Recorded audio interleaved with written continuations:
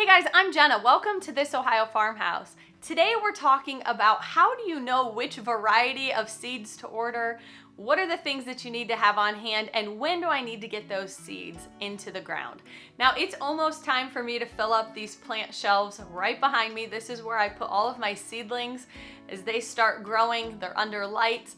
And so it's about time for those to be filled up and ready to go. But before we do that, I'm placing final seed orders and making sure that my inventory is all stocked up and that I'm ready to go for the season. As I'm doing this, I figured that I would walk you alongside with me because it can get overwhelming and a little bit confusing when you're trying to determine which types of seeds you need to get.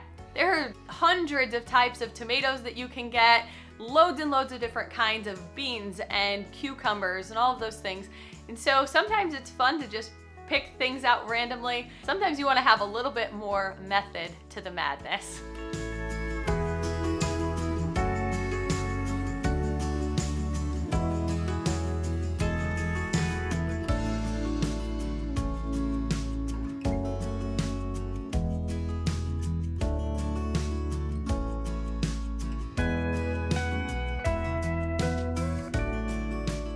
All right, so the very first thing that I want you to do is to set some goals for yourself. What is it that you want to get out of your garden? If that's to just have some fresh tomatoes and some fresh produce during the summer months to just add to the things that you're already eating, that's a far different scenario and things that you need to put in your ground than if you have goals of preserving food and canning and dehydrating, things like that. So first step is to determine what your goals are and what you want to get out of the garden in the end of this. And then we're going to decide which type of plants that you need to grow.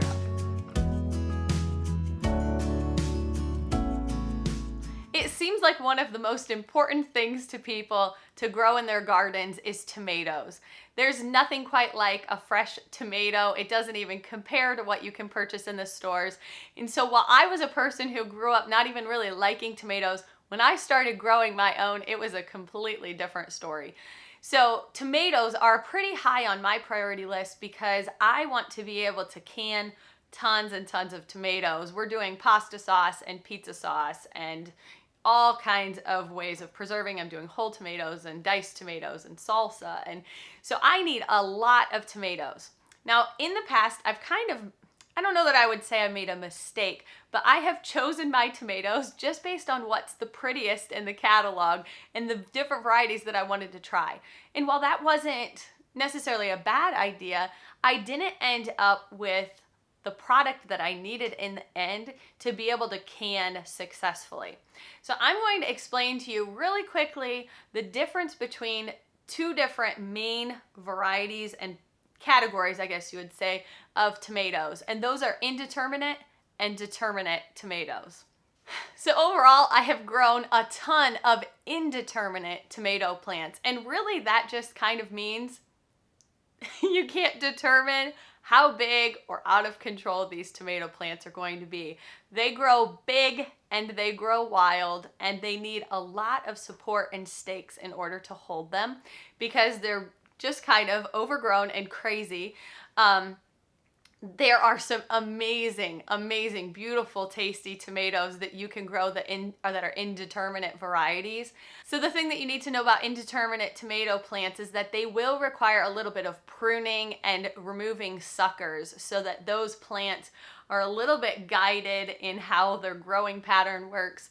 And so you'll need to do a little bit of research on how to properly prune your tomato plants if you're going to go with the indeterminate varieties.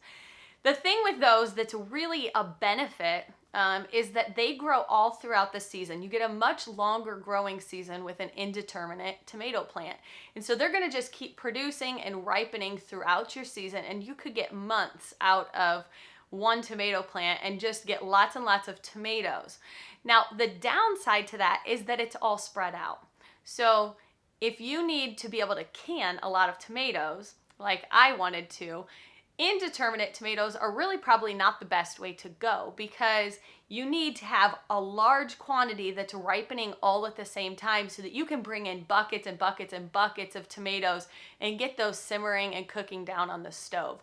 Now, you can still do it with indeterminate plants, and I did that for the past several years. I would bring in tomatoes, and if I had enough, I would do a batch of tomato sauce or whatever it was I was working on, and it worked. But oftentimes I wouldn't have quite enough to make even 7 jars that fit into my canning pot. And so I would have to throw a bunch of them into the freezer to make sure that they weren't rotting and going bad before I could use them. So one of the things that also you might want to consider is how much time you have to commit to that. Do you want to have one big canning session where you're getting tons and tons and tons of jars out of the way and done in one day? Or do you just have a little bit of time here and there and maybe you want to do a small batch? So that could also play into whether you choose an indeterminate versus a determinate tomato plant. Okay, so a determinate tomato plant is much more controlled. Now you're still going to want to stake it and give it some support because it's going to grow some pretty large and heavy fruit, but overall it's much more contained and less crazy. The other varieties can grow. I mean, I think last year we had plants that were easily 8 feet tall, wild and all over the place. And so it takes a lot of effort to just kind of rein those in. The determinate varieties are much more compact and in place and do what they're supposed to do. They oftentimes don't require you to prune or to remove suckers, and they can just efficiently grow the way that you envision them doing so.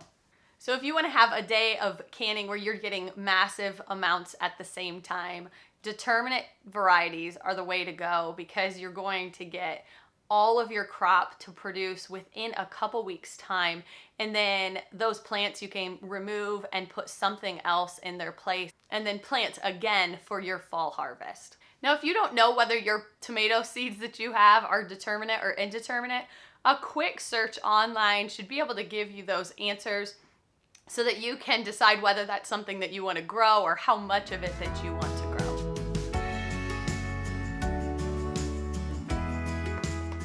So the next question then is, what am I going to grow? Now that I've decided that I need to grow determinate or indeterminate, there are loads and loads of varieties that you can choose from within those categories.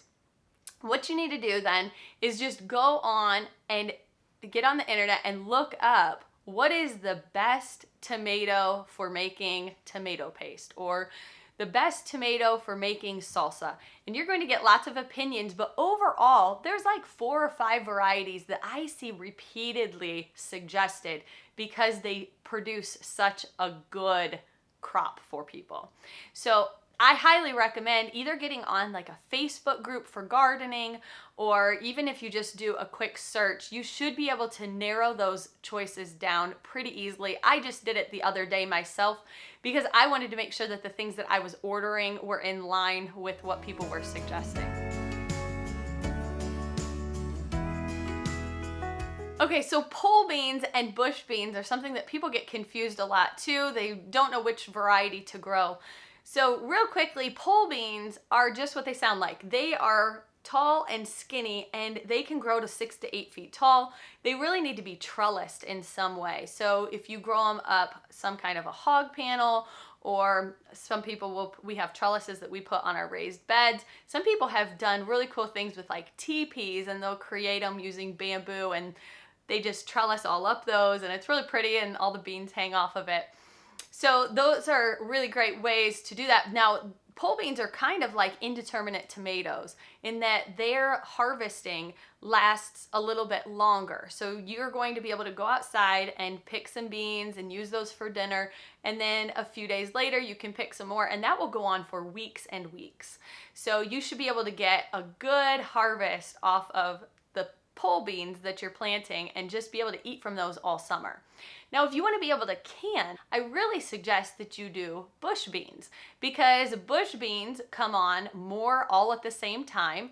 It's much shorter of a window, and so you're going to get lots of beans all at once so that you can can them and put them all up for the winter. If you're anything like me, I want all of the things. So I want to be able to eat from the garden all summer, and I also want to be able to can. And so we are putting up indeterminate and determinate tomatoes, and we're doing pole beans and bush beans because we want to be able to utilize both aspects of the garden in that way. Something else that can determine what varieties you grow or how much space you have available to you.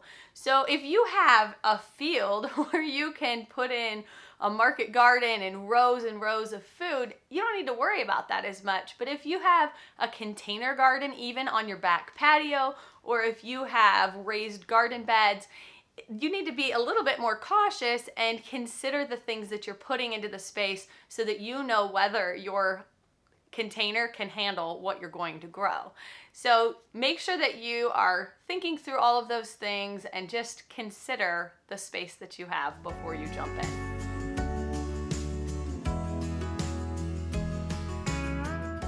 I know there's a lot of question as to when you should start your seeds indoors, and if you're like me, at this time of the year, you start getting a little bit antsy, and I see these grow lights behind me and I want to start seeing those sprouts, and I have to restrain myself. So where we are in Ohio, it is highly recommended that we wait until at least Mother's Day. That is the very, very earliest that we can get things into the ground.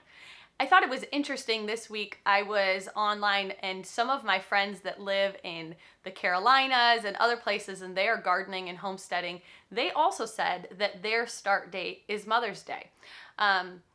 We tend to get excited and kind of push the envelope, and you really don't want to do that because then you end up with plants indoors that are just spindly and long, and they get really skinny and weak, and their stems just aren't strong enough. So when you go to harden them off, when it's getting a little bit warmer outside, they just get limp and they have a really hard time transporting. So I highly, highly encourage you to just hang tight for a little bit longer. The very soonest that I'm going to be starting my seeds is at the end of February, and depending on the variety, that will go even into the middle or even end of March, because I want to make sure that those are getting a really strong root structure and that they're just not going to be too spindly and weak.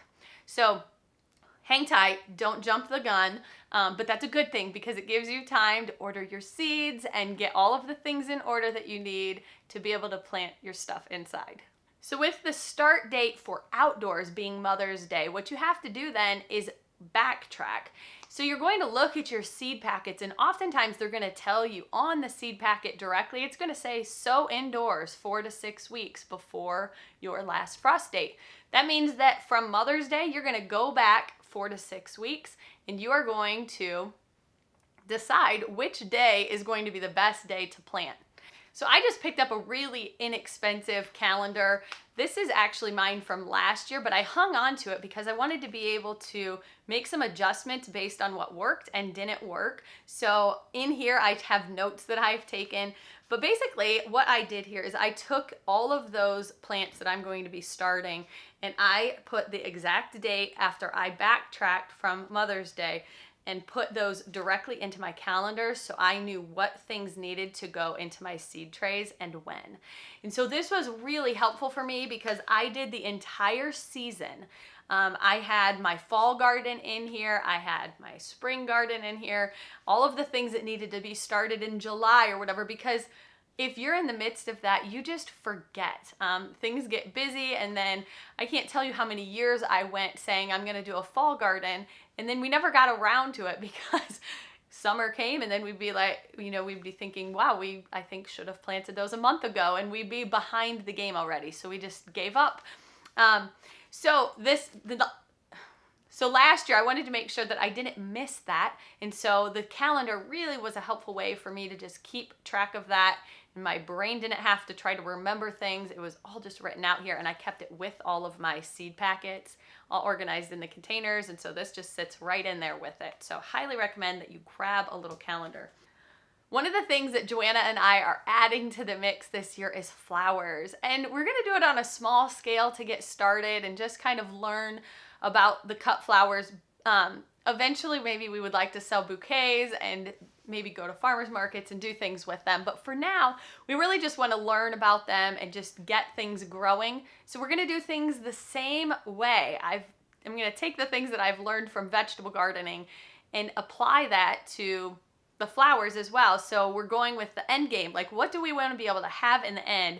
And so we're looking at pictures and different varieties and things and just deciding, okay, I really like those things together, and I need to have greenery, and I need to have filler, and I need to have, you know, this color variety going on.